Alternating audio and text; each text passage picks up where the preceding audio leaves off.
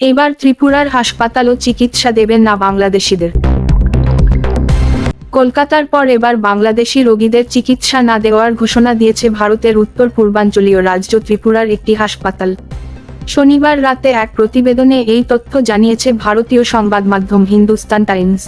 আগরতলায় অবস্থিত আইএলএস হাসপাতালটি একটি মাল্টি সুপার স্পেশালিটি হাসপাতাল। বাংলাদেশিদের চিকিৎসা সেবা না দেওয়ার দাবিতে স্থানীয়রা ওই হাসপাতালের সামনে বিক্ষোভ করেন। পরে আইএলএস হাসপাতাল বাংলাদেশি রোগীদের চিকিৎসা না করার ঘোষণা দেয়।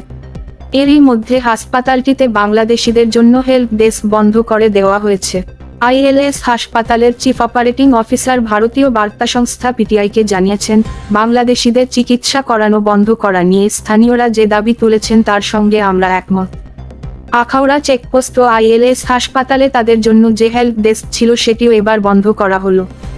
এদিকে বাংলাদেশের রোগীদের চিকিৎসা না করার বিষয়ে হাসপাতালগুলোর সিদ্ধান্তের প্রতি একমত জানিয়েছেন ভারতের ক্ষমতাসীন দল বিজেপির রাজ্যসভার সংসদ সদস্য শ্রমিক ভট্টাচার্য।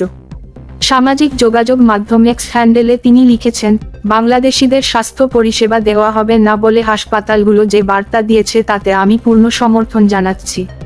তার দাবি, গোটা ভারতের উচিত বাংলাদেশকে সমস্ত রকম পরিষেবা থেকে বঞ্চিত করে দেওয়া।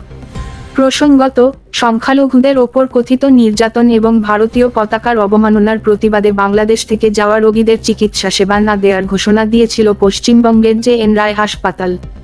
এবার একই পথে হাঁটল ত্রিপুরার এই হাসপাতাল।